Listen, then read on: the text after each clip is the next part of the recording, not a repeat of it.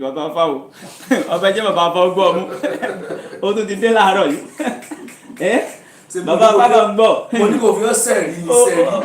ó múra ọdún. wàdúwé yàásín mo tún fọ́ ọlọ́run búra bàbá fá. kókó ilé ìlú ló fẹ́ gan-an. olórin àti tó ọmọ bá mú kókó wá ọmọ kan ń gbọ́ mi bẹ̀ ń bá mú kókó wá. èwo níbo. ó rè pé kókó òde ní ìṣẹ́jú àyànsì. serious. wàláì ń gbọ́. trust ọ̀rọ̀ mi ò lè fẹ́ sọ tó mọ̀ pa. wàláì ń gbọ́. wàláì gan gbọ́. wàláì bẹ́ẹ̀ ni ààrẹ yìí òdì ní gbogbo ọ̀nà wa gbogbo. iléeṣẹ́ yín iléeṣẹ́ ìgbóhùnsáfẹ́fẹ́ SHIP 89.1 FM lẹ́ni àǹfààní láti máa gbọ́. ìlú òkè ò látakàn mọ́lẹ̀ sí ní ìjọba ìbílẹ̀ kájọlà ní ìpínlẹ̀ ọ̀yọ́.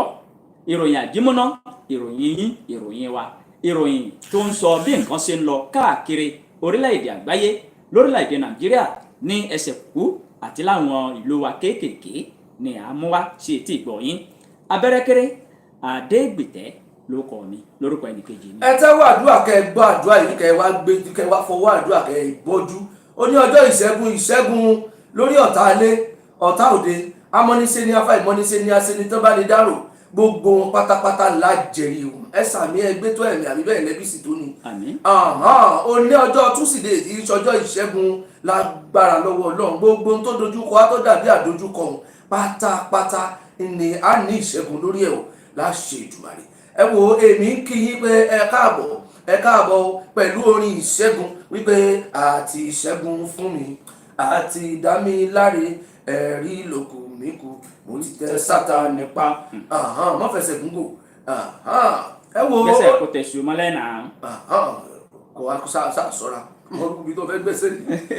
Olúmídé ọmọ bíbí inú Káyọ̀dé ló kọ́ tèmi Olúàyànfẹ́ èmi mò ń kí yín pé ẹ káàbọ̀ sí abala yìí o wípé àjímúná nílé yìí tí a ti máa ń gbé wá sí etí ìgbọ̀nyín láti ìkànnì SHIP 89.1 FM tó wà ní ìṣàlókè òǹjọba ìbílẹ̀ kájọlà ìpínlẹ̀ ọ̀yọ́ wa ní ààyè lórílẹ̀‐èdè nàìjíríà níbi sọ́mọ́ǹtì gbẹ́dúnlẹ̀ dáadáa nílẹ̀ adúláwọ̀ láfíríkà wa ní ààyè áfíríkà ń fẹ́ lórílẹ̀‐èdè àgbáńláyé ẹ̀ńlẹ́ ń bẹ̀wò níbi gbogbo tí ẹ ti ń gbọ́ wá nílé epo lọ́fíìsì nínú mọ́tò ẹ̀yìn sókè lálálá don't be greedy this woman ọ̀yà yìí ókè káwọn nébọ̀ rẹ̀ náà káwọn náà gbọ́ kómilẹ̀ títì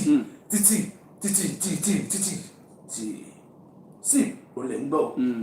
ìdílé sọ ń bẹ ní ọwọ́ mi bẹ́ẹ̀ ní Daily Trust ọ wà ní ọwọ́ ọ̀tọ̀ bí a ṣe ń da kẹ̀kẹ́ ló kẹ̀kẹ́ ńlá wa ọba kò sí ní etí sẹ́yìn gbogbo àwọn kókó tá a ti rédà sí ló ti hùn á wà wọnú kẹtẹpẹ rẹ̀ lọ lóní rẹ́gẹ́dẹ́ fín lóní ràbájì gan lóní sèrè wẹ̀rẹ̀ rẹ̀.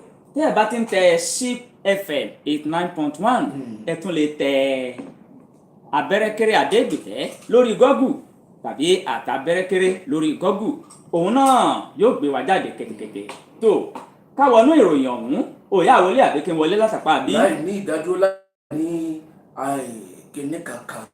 ẹ wo ẹni tí í ṣe gómìnà fún ìpínlẹ̀ Godwin Obaseki ó ní ó ti sọ̀rọ̀ níbi àpéjọ kan tí ó ṣẹlẹ̀ ní Ẹdó níbi tí wọ́n ti sọ pé àwọn ṣe ẹlẹ́ẹ̀kejì irú ẹ̀ láti fi fún àwọn èèyàn ní oúnjẹ ìpè lásìkò yìí tí àwọn èèyàn tẹ̀bi ń pa àwọn èèyàn tó wá dàbí pé nǹkan mọ̀ tí wàá lé kókó bí ojú ẹja ibẹ̀ ni ó ti sọ̀rọ̀ kan ní ìpínlẹ̀ ní olúlu ìpínlẹ̀ ìyún ní City